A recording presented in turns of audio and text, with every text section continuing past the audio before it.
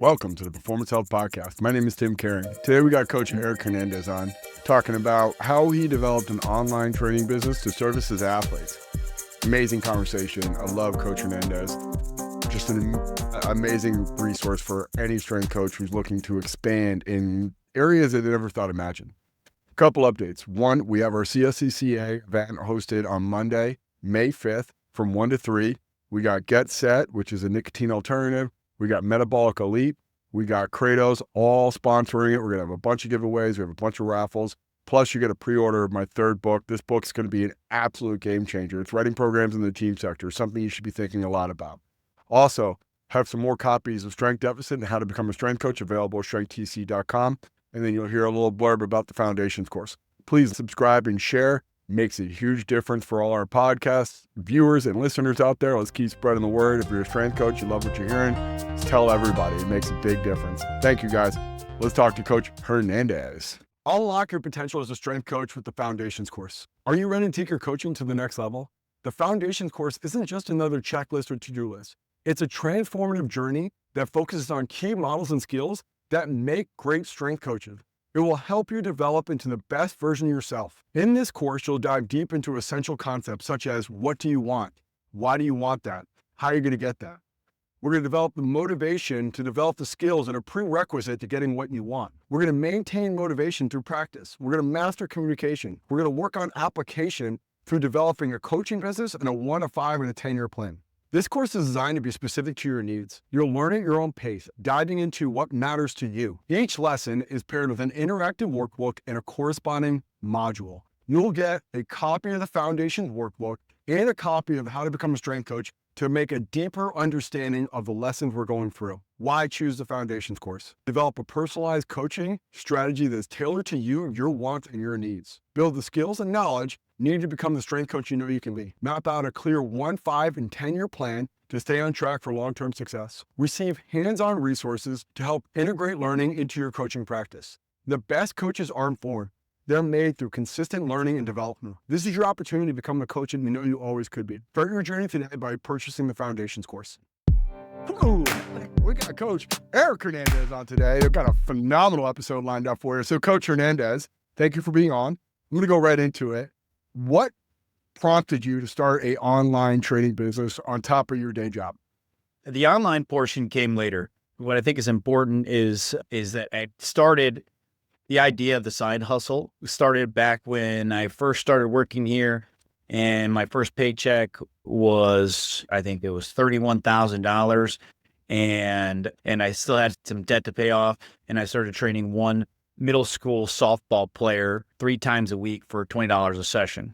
So that's where it started. Luckily, I ended up growing that a little bit, and then I got to the point where, honestly, COVID was the big time it started for the online component of it, because I was a little nervous. I mean, no one really knew what was going to happen. My side hustle of in-person training had gone away because I couldn't train people in person.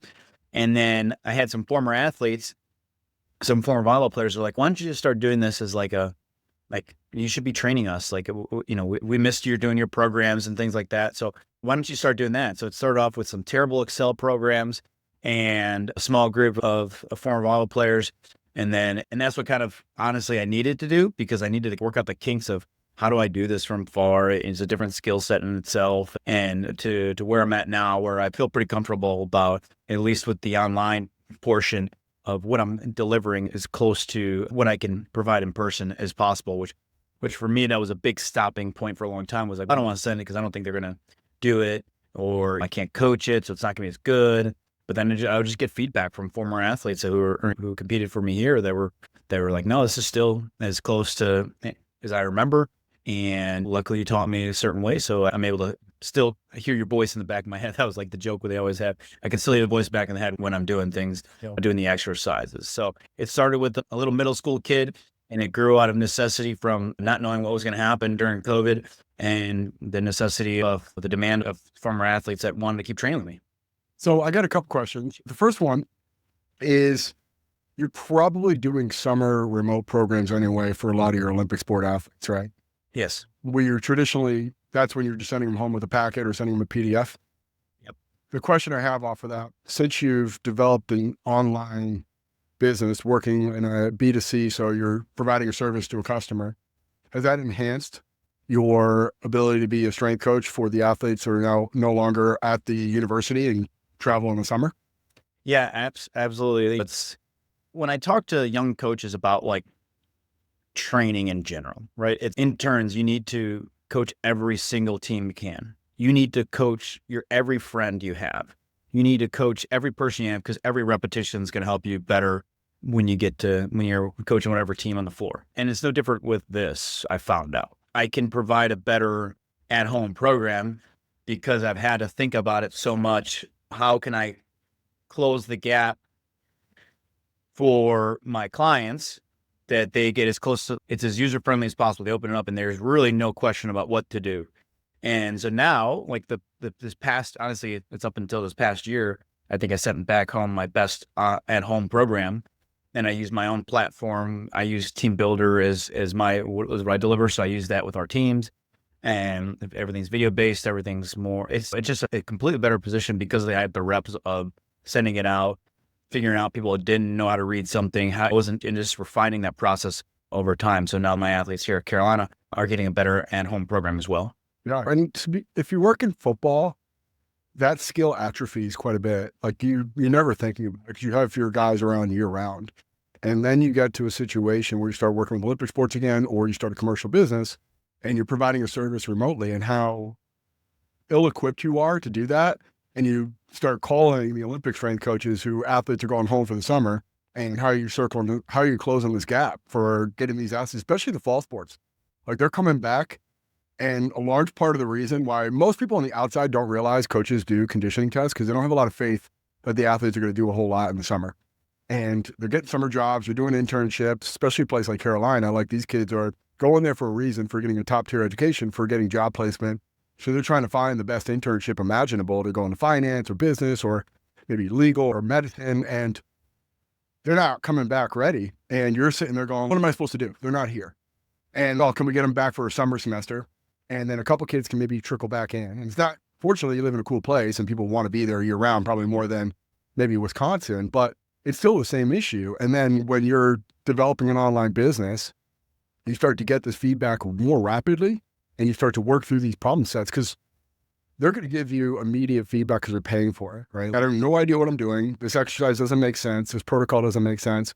Like I just need clearer instructions. So that process from there is like, probably already doing it, you don't even realize it, and it's going to come back full circle to enhance your ability to do your job for your athletes is. But the question I had before, how much of a demand did you have from former athletes hitting you up for programs, and what was your response to that? Just sending them an Excel doc or just saying, fuck off, you know? And that's the thing, right? It grew out of the demand, but it started as I wanted to help them. Honestly, strength coaches are their worst marketers. I remember how many times people asked me about prices. I was like, it was just terrible, and I've gotten better at it. But yeah, I would just send out Excels. Hey, here's what we're currently doing. And it would I would get quite a bit of inquiries about it, but then I'd find out they're not really doing it. Yeah. Or they would do a little bit and then they'd stop. And like I put in a little bit of effort to send you a program and you're not even going to do it. Yeah. So that's when I was like, and I even tell people like, hey, I'd love to give you a program, but I'm going to charge you because you're not going to do it if you get it for free. And honestly, I don't have a lot of spare time. So if I'm going to use my time, then I'm going to charge you for it. Mm-hmm. And they're like, yeah, great. It's completed. And then there's better compliance on their end. Yeah. And honestly, it started for myself doing the same thing. I started paying a coach to do it because I knew that I would never miss a workout if I was having to pay someone to do something that I could do myself. Yeah. The second part of this, and this is something that, so I encourage everyone to go to your social and go to your website, because I think you are putting on a masterclass of foster your community. And I know you've been at UNC for over a decade, right? So there's a lot of athletes that come through and you're their home base, right? They're probably coming back, seeing new faces, but Coach Hernandez is right there. You've been able to bridge this gap, athletes that go off into the world and still creating a community. Walk us through that process, through the community that you built online. Because every day I'm seeing on your stories, like dozens of athletes going through your program who aren't currently UNC athletes. And there's a deep, meaningful connection Was that something that just happened organically? Was that something that, like, when you were working with them, like, this is too strong of a bond that will, I don't care where you are, you always got me as a coach? Like, how did that process evolve?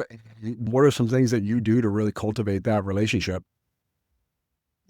Yeah, I think I'm really, it goes to the recruiting talk. Like when they first come on campus as 16, 17-year-olds, I try to talk to them about this long-term process of training.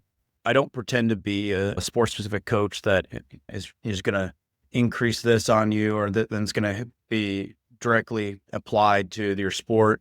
And I'm very honest, like I'm generalist. I'm talking to the volleyball recruit. I don't know volleyball like your coaches do, and I don't want to. If it's cross, the same thing. But I do know health, and that's where I spend a lot of my time and understanding. And it's a long-term process. The things that we're going to go over are going to help you till you're 40, 50, 60. The things are going to help you now mature as an 18-something-year-old. And it's always about this bigger approach to your health and well-being, and it's going to feed into being a better lacrosse player, volleyball player, golfer, or better parent, husband, wife, things like that. So I think I'm just very clear from upfront of my focus is you, and it sounds corny, like a better version of you. And so then as we go through things throughout their career, here, the dialogue is going to be around whatever's important to them at that time. And then the dialogue, when they get towards their senior years, when they're transitioning out, it's about what's next for you. And it's having the same approach of appealing to that athletic athlete within mindset, where it's like, hey, you need to keep it up like you're an athlete. And the second you start talking to yourself like you're not one, and then you're going to see yourself go to where you don't want to be, and it's going to be an identity crisis. Like, just don't change your identity. It's the same thing the entire time. So being really like transparent from start to finish of their career, and then just letting them know, yeah, I'm here for you afterwards. I usually tell all the kids that just graduate, you get a discount too. So the first time you sign up, like I'll give it to you. I honestly give them to them for free for the first couple months. See if it feels good for you. And if it does, then come back. Then I'm going to charge you because if you do, but you get a free trial, and it's no, and so sort of I back. Honestly, part of the thing is, you think you know this too, like it's never that someone isn't a customer for you anymore. Maybe they just need a break. Maybe they try to need something else. Like, I don't care if they come back. Sometimes they don't. What I find is that it's actually good for kids when they're done to like try other stuff. Try it. I don't care. Try Orange Theory, try whatever it is. Maybe that's your next thing, but maybe you also decide, hey, I want to go back to what I do, but then there's still something there for you, because you're going to be training for the rest of your life, but just make sure you're training for the rest of your life. Yeah, I think it's the first semblance of freedom they've had in 15 years. Like if they're a volleyball player, like they're playing year round, they're traveling, their whole day and life is regimented, and then they graduate. Because it's not, let's just say, it's not easy to play ACC volleyball. You got to make a lot of sacrifice, and then you're done. And there's a rebellion phase of, I'm not doing anything, Coach Carmen. But it's nice to have that, that Tuesday morning when they wake up, they feel like crap, they haven't worked out in weeks, and you're like, all right, I got Coach Hernandez's program, and this makes sense for me because I know what to do. I know Coach Hernandez, and he has the best intentions, and I can have something or template. And then maybe they want a little bit more community, like an Orange Theory, where it does a great job of fostering that. It bridges that gap from that high level experience where we're just on top of each other all the time. We're spending 24/7 with all my teammates and my coaches, to I'm on my own and I don't see anyone and no one cares if I do anything. Like, it's a tough bridge to cross. Now, something I've been thinking a lot about with you, because you're avid in terms of continuing education, and some of the things that I've seen you do between Kilo and the PAB course, as well as like TPI, how much is a crossover with they're done, they're still athletes for life, but they're moving in more into the general population phase of their life with the current athletes, and thinking like something like TPI, like it's overuse stuff, it's lifestyle stuff. It's like Greg Rose telling you got to do a FMS and a SFMA, and these are the things that we're working with 40-year-olds who are trying to do activities of daily living. How much does that cross over into the things that you see with your athletes and loading them for a specific outcome, or running faster, jumping higher, throwing harder, etc., and thinking, all right, how do I build a resiliency that lasts far beyond the time that they're going to be with me here those 4 years? It goes back to the same, like saying the recruiting piece of, I'm trying to think of you long term. I think Ian King said it once, was like, you want to think about someone when they're 40 or having to pick up their kids, when you're making the decisions you're making when we're an athlete for you. And those courses, I think, help fill in the gap, because earlier on, it's so much of what we learn is set, rep, intensities, volumes, things like that, which are you have to have, is you can't, there's no ifs, ands, or buts around that. But the reality of, especially the Olympic sports, those ones have a smaller strength base, is that they're going to break down real easy unless you can fill in these gaps, do some of these preparatory things, see things a little different, and especially with cell phones, sitting down, all those things that we always complain about. It's real. So I think that's where, as I've gotten through my career a little more, that's where I'm spending a little more time on those coursework, the readings and things like this, the general health, because that's going to really support and keep them being able to sprint, keep them being able to have the high outputs. And in college, it's a give and take, right? You're not going to be able to slow it down as much as you want. But if I can slow down some aspects of it more than I would before, I think maybe in my mind, I'm thinking maybe that adds a little bit of a health on to the journey, as opposed to just how much faster can I get them? How much stronger can I get them? Which I'm still going to do, but maybe I can add some other things around there that are really going to pay off for supporting those qualities that we have to get up, and that we are going to make some concessions along to make sure that we are pushing that. And then when they're done, okay, then you can you come back to some of the threads of this health stuff that you were working on earlier, and not have to worry about chasing sprint volumes and body weight ratios and squat or something like that. Yeah. The test I always think about is a locker room test, or what they're doing when they're unsupervised. And you see them default to some of the correctives that you might get from a TPI. And they're doing sideline, like T-spine rotation. Just organically, they're not even thinking about it. It's subconscious, because they feel better, or they feel like they're more prepared to do what they're asked to do. And I classify that now as like, all right, if they're doing parasympathetic breathing or activation work or direct mobility work, it goes into this every damn day philosophy for general populations, because that's the stuff they feel is actually making a difference from them functioning at a higher level. And you have a very intense period for a match or a game, but then you look at it from, that is now stretched out over a 23-hour period. And are they sitting at a desk? Are they in a very hyper stressed environment? Do they have kids? Do they have a very gnarly work schedule? Are they traveling? And what is their default? Like, how can we get these guys moving and keeping that movement throughout the entirety of their life? And then when you look at some of these specialization coursework or education, that's not the assumption that they can do anything you want them to do, which is extremely rare. Like, from an exercise selection standpoint, or from a variable selection, like, I'm going to do a most advanced method humanly possible. That's a very rare situation. Even with elite level athletes, you can actually do that. So coming full circle, some of this stuff that I'm getting from FMS or TPI or even PAB or FRC, like it's allowing me to get to that stuff quicker or more, make it more available. Now, with that being said, the thing that I noticed a lot with your remote clients through the social aspect or social media aspect is it's a little bit more of a uniformity approach. I'm sure there's some individualization.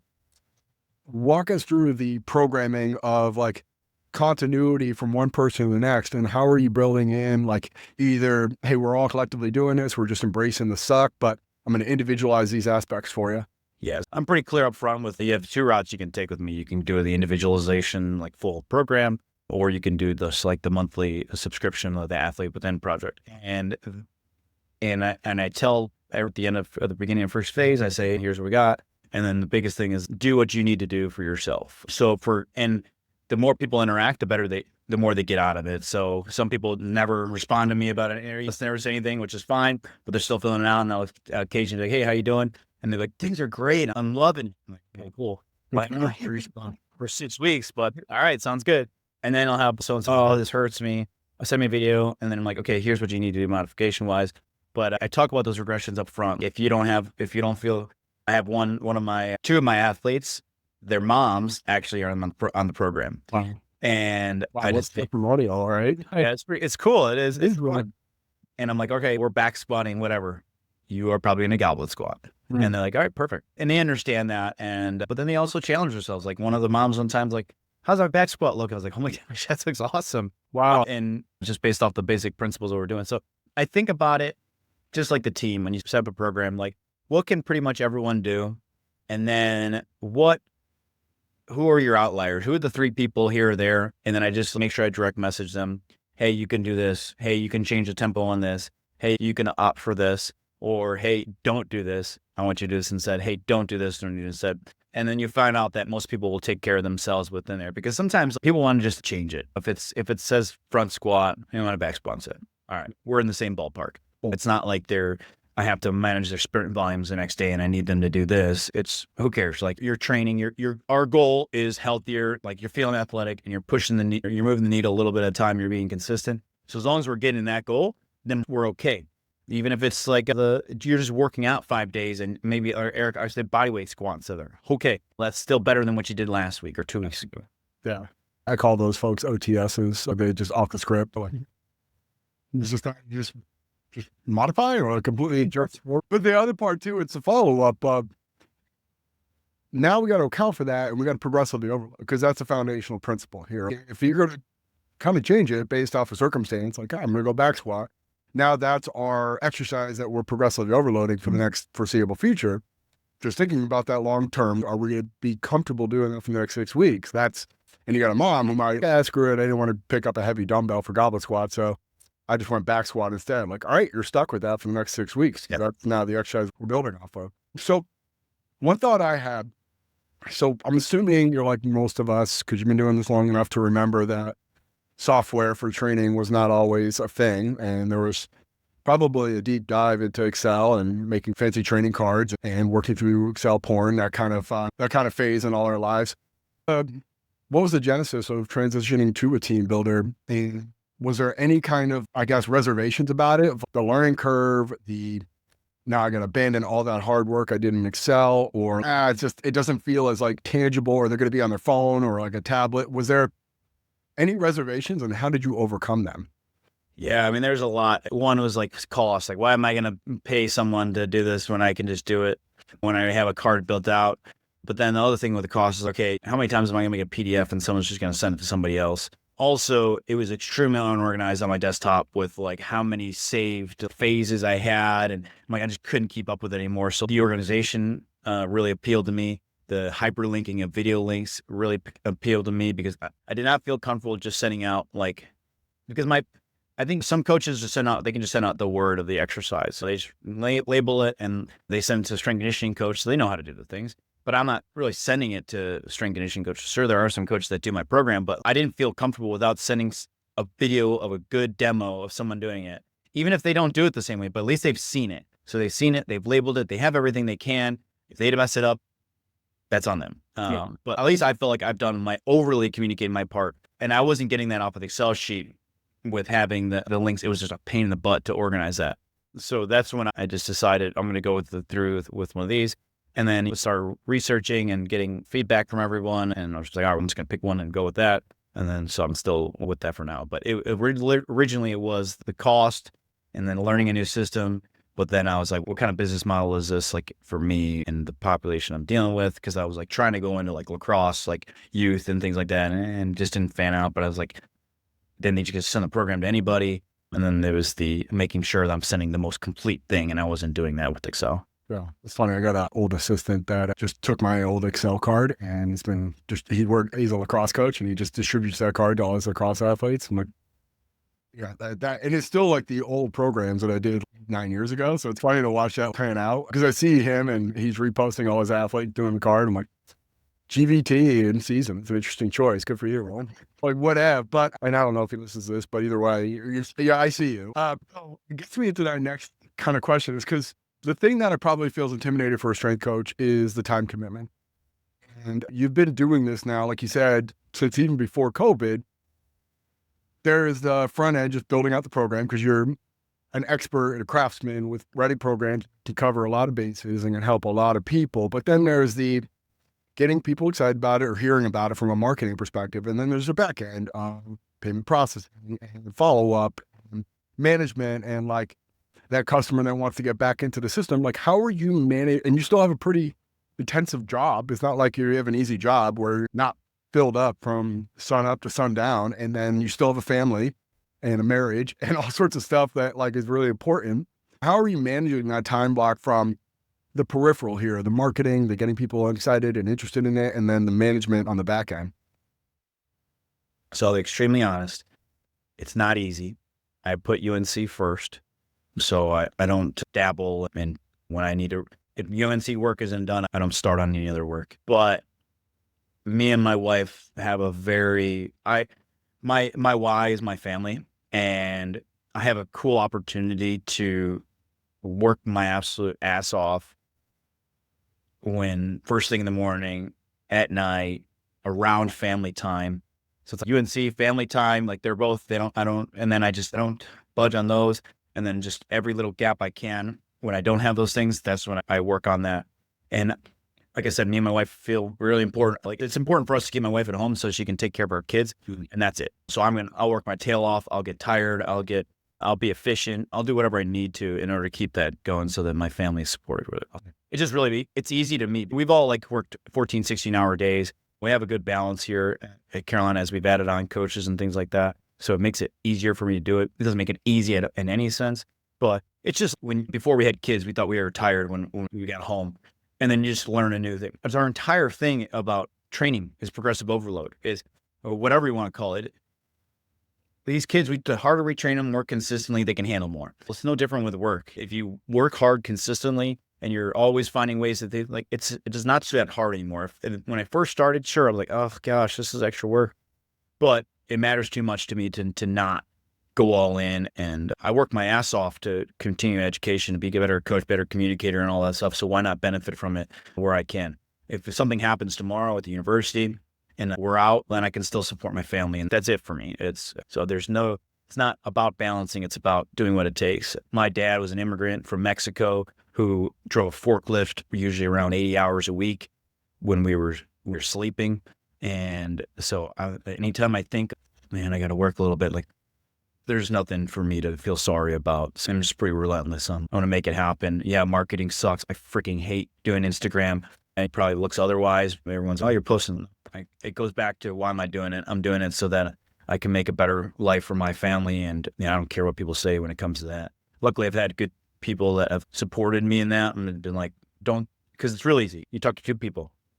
One people say you're an influencer because you post, or one says, hey, good for you. Keep doing what you're doing. There's not really many in between. Sure. So it's really hard because I have some really people that mean a lot to me that are like, why do you post so much?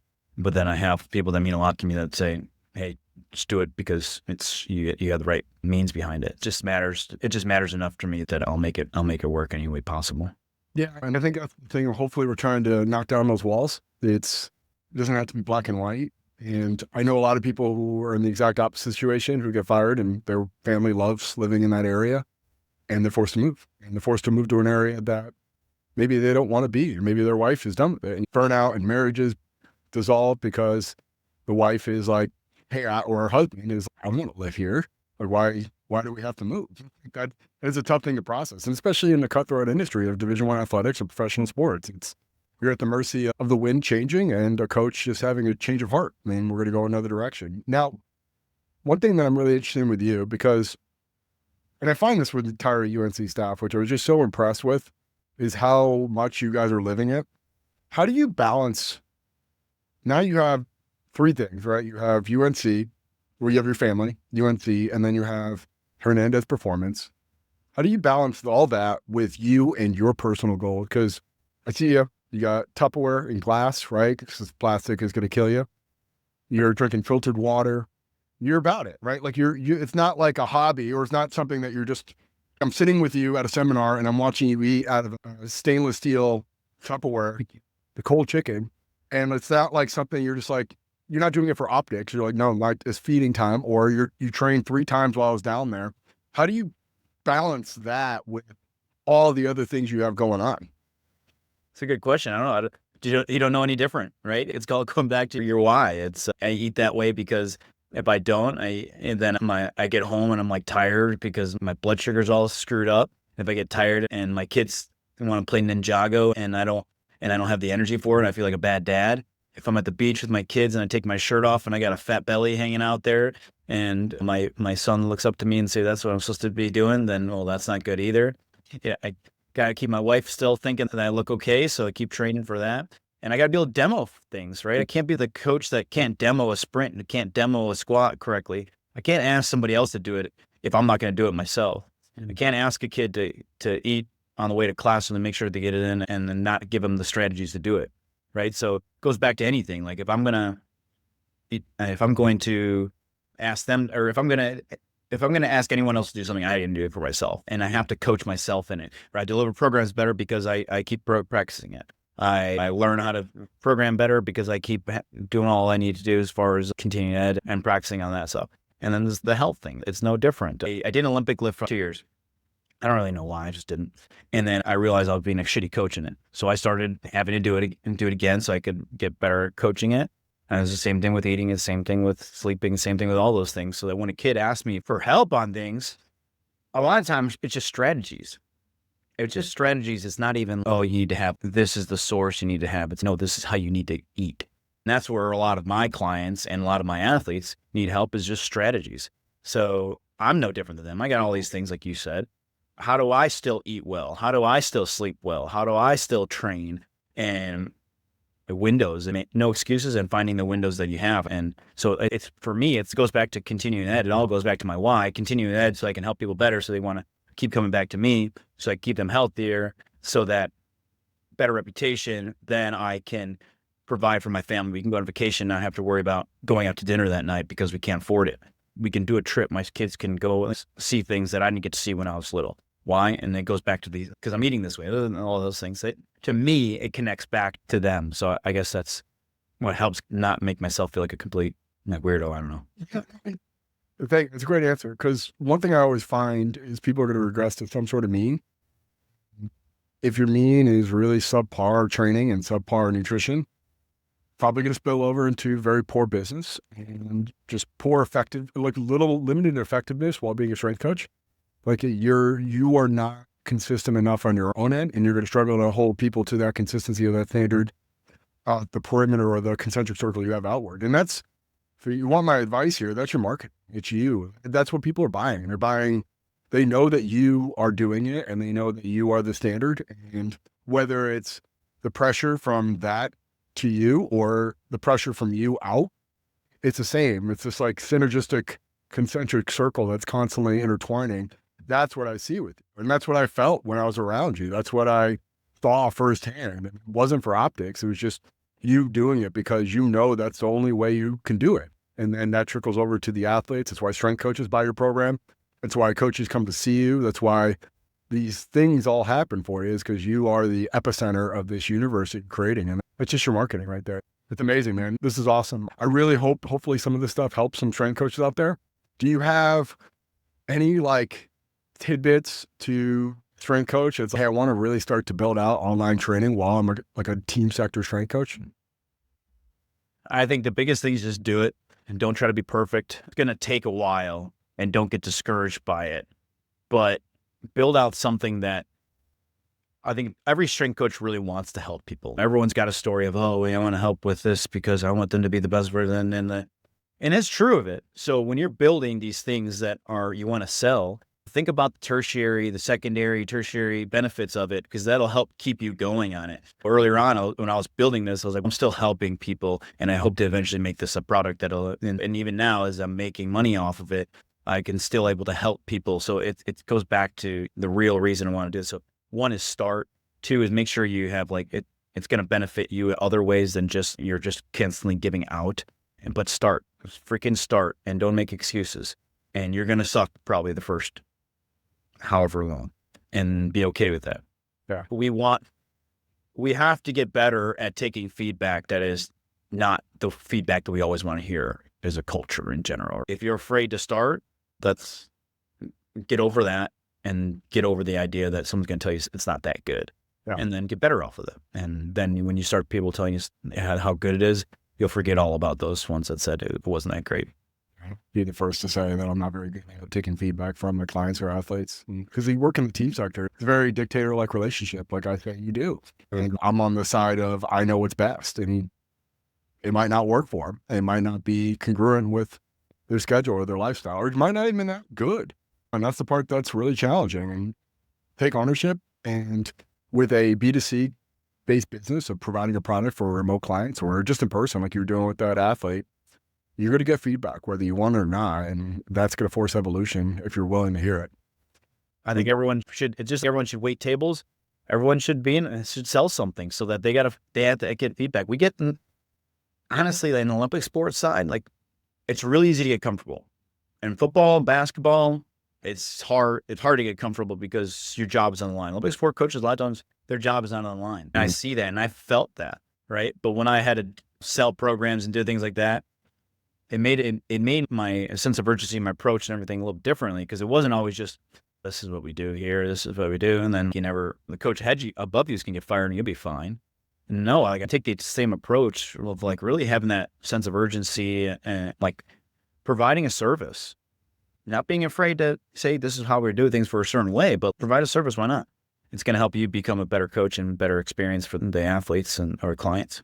That's funny on that, and I'll let you go on this one, but I always felt that way with sports medicine. I felt like they were a union and we were contractors, and we're just playing on different rules and different timelines. We're held to different standards.